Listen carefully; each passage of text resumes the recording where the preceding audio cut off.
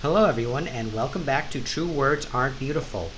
Here I am with my third video in a row the past few days as a response to a comment from a friend and follower, and also because of a nice synchronicity in the book Zen Mind, Beginner's Mind on the topic of communication and on understanding the spirit of a message rather than the presentation of a message. So the particular criticism my friend gave me was the Buddha did not exactly make three different vehicles or frameworks. The Buddha was all things to all men, just like Jesus. It is the people who interpret and carry out their works that create these frameworks. Jesus was not a Christian, for example. He was a Jewish reformer. And yet we have Catholicism, Protestantism, and then other sects such as Mormonism, which are all derived from the root teachings. What matters, however, is not the details, the devil in the details, but the spirit of the message. So I have a friend who says, yes, Buddha did create those three different frameworks. And I have a friend who says, no, Buddha did not specifically create those frameworks, others did. I don't care. What I care about is there are options, greater frameworks to follow, which will suit your needs and your interests should you practice that particular metaphysical worldview. And whether it's Christianity or Buddhism or Islam or Taoism, it does not matter. What matters is the universal message and the pattern. And the key message I'm bringing here today is expression versus presentation. So to recap from these chapters in Zen Mind, Beginner's Mind, there was a time a student took a teacher's wording literally when he said, go away. The student left the temple. What the teacher was actually trying to say was, go back to your practice. Don't talk. Don't mess around. So, one thing I've noticed is that people love to scrutinize every little detail of what I say, or scrutinize my many interests, saying that I am a jackass of all trades and a masturbator of none. Yeah, I know you're paying attention better now because that little play on words. Jack of all trades, master of none. I didn't say jackass or masturbating. Get your mind out of the gutter. Yes, I know, I did. This thing is recording. Anyway, the thing with being a Renaissance man, having different interests, this is what leads to the skill of neuroplasticity, which allows you to find the pattern and the appreciation by decontextualizing and not getting stuck in one framework or worldview. Instead of being a frog in a well, which thinks it sees the totality of reality, you are able to jump from one context to the next and appreciate everything. So, with the spirit of the message versus the wording, rather than trying to market to a different niche each time, what you are doing is you are expressing yourself in a way that can be felt in the essence of who you are and everything you do and everything you follow. So let's look at the example from the introduction to this translation of the Book of Five Rings of Miyamoto Musashi by Steve Kaufman, a 10th Dan Hanshi. What he says is, people follow Sun Tzu's Book of the Art of War and Miyamoto Musashi's Book of Five Rings, even though those books are written by a military general and a swordsman. They follow these teachings not because they are generals, not because they are swordsmen, but they are businessmen who are trying to apply Oriental wisdom towards successful business. Let's be real. If you're not a general, if you are not a swordsman, those metaphors will mean nothing to you. Just like someone who reads a few articles in passing will not understand the experience of what it's like to be in the Philippines, to be in Tanzania, to be in Thailand, taking a dump in a squat pit in the mountains, smelling the air of burning tires in the province, being bitten by mosquitoes, hearing the languages and understanding why people make the decisions that they do. Those who find sensibility and validation in what you say, rather through logic and presentation, but by connection, sensibility. Those are the people who understand the message you're expressing as opposed to the details.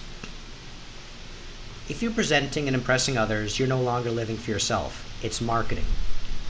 It feels inauthentic because you're not maintaining your core message. You are repackaging to sell it, just like you dress differently for a date. But once you've gotten into a serious relationship, you're no longer the person someone thought you were when you first met, because that's who you presented yourself as. And you're misrepresenting your core message in order to impress. When you're caught up in the details and interested in what you know, what you're interested in is yourself as opposed to others. When you're interested in the person, you don't see yourself, you see the message for what it is. Yes, Buddha and Jesus were all things to all men, but their message was consistent, even if the framework, even if the presentation was different. When I talk to mountaineers, I won't necessarily reference board games. When I talk to nerds, I won't necessarily reference the mountains, because to them, it is no longer in the interest of them to slip in the mud and take a dump in the open earth. What I look for are commonalities, saying, have you played this game? Have you heard this band? Because the music we listen to when we're gaming together is important. Have you tried this restaurant or had this kind of dish before? These are things that will help people relate to you. This does not mean you're changing your message. It means that you're speaking their language. So, people see themselves in your art rather than looking at it on its own merit. But this doesn't mean you have to change your art to suit their interests. Some people, for example, have looked at the writing of Stephen King or the art of Zbigniew Baczynski and said there must be something very wrong with the minds of these men if they're going to talk about serial killers and monsters. No, a lot of people who are interested in horror are some of the most peaceful and friendly people with a very good sense of humor, very amicable, because they get to express their demons through their art, if they have demons. So yeah, moving on, context and details from people about them making interpretations and conclusions should still be nitpicked, which is why I agree with my friend nitpicking about details when I talk about the three vehicles of Buddhism. The Art of War and Book of Five Rings are used for business, but they were not written to be business guides. They are written to reflect the experiences of a general and a samurai. People trying to learn better business practices from these books are going to be disappointed because it's not written for business, and the people translating these books are not businessmen. These are scholars, and these are people who are working with editors and PR marketers. They don't have experience in warfare or martial life. What they have experience with is prepackaging something as something different to sell an idea to you, an idea that may not necessarily work. You're buying into a fantasy, just like you buy OnlyFans to think that you have a girlfriend or a boyfriend.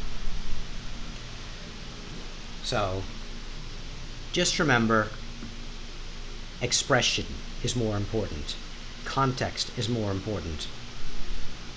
So someone who has a wide variety of experiences has this neuroplasticity to understand what it means to be a mountaineer, to be a gamer, to be an artist, to be a musician, to be a yogi. As someone with a variety of interests, it doesn't mean that I lack focus. It means that I recognize the patterns. I developed creativity, problem solving, analytical skills, fitness, and decontextualizing from my board games. I can apply those skills to mountaineering because I know how to solve the puzzle of where to go when it seems like I can't move further. I can understand the rhythm and the patterns of nature through music. I can recognize the shapes and understand that, okay, I can grab this rock or this root, just like in drawing, and I can apply that to fighting when I look at the shape of an opponent and the way they move, and the rhythm of how they move.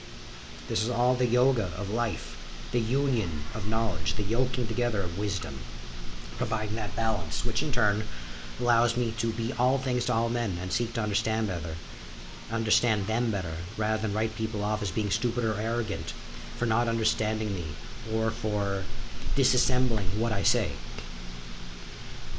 When I learn new rules in a board game, when I put myself in a different setting, a different sci-fi or fantasy world or historical setting, it's just like learning a different cultural cuisine. It's just like listening to a different genre of music.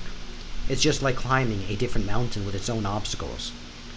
As opposed to being a frog stuck in a well that sees only a small corner of the sky, it allows you to expand your view by jumping from one framework to the next and then bringing them all together for a greater framework. What is certain in one context is not necessarily the same everywhere. Just like a woman in Scotland who's a mountaineer tells me she knows more about mountaineering than me, it sounds a bit weird because the rules for what is acceptable and safe in Europe are very different for what is safe in the Philippines. There are some mountainous paths here that would be closed or illegal to climb because they are that dangerous until the respective environmental agencies clear a path and put up more signs and ropes to make things much more accessible for people. Over here, if it's raining, you climb. If it's sunny, you climb. But if there's a forest fire, you don't climb, unless you want to take the back door. You try that in the US or Europe, they're not going to let you in, and they're going to be very vigilant, especially with the consequences. Those who appreciate what you say will understand the spirit of your message. Those who understand you will appreciate everything you say.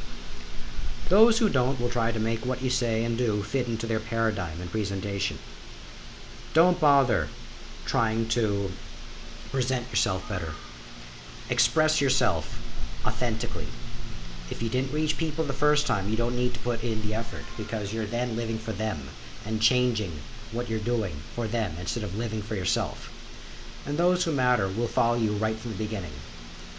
I'm thinking of this as well in the context of the Bhagavata Purana, when one particular character, whose name was Rishabha, as soon as he attained a level of enlightenment, he cast aside his wealth, he cast aside his crown and his throne, and he went into nature. If you didn't know that he was once the king of your land, you would have written him off as a crazy beggar. You would have written him off as a dangerous lunatic.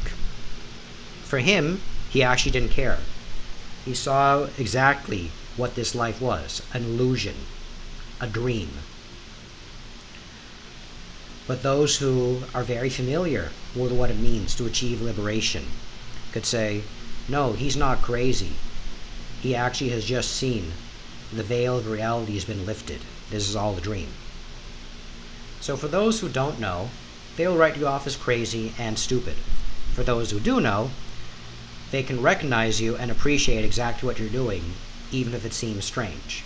Just like I have a friend in Germany who says everything you say makes perfect sense, because I've experienced that.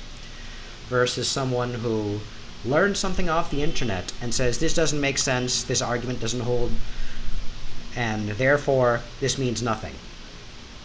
Again, the touch grass argument I've seen people use.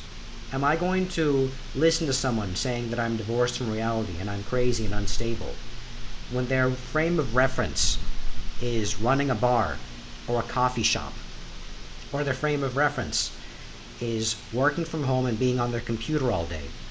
Their frame of reference are the stories of National Geographic that they follow on Instagram or Facebook. Versus me, who's climbing different mountains, who's talking with different people from different cultures, who's reading different books in different cultures and speak different languages, different levels of skill.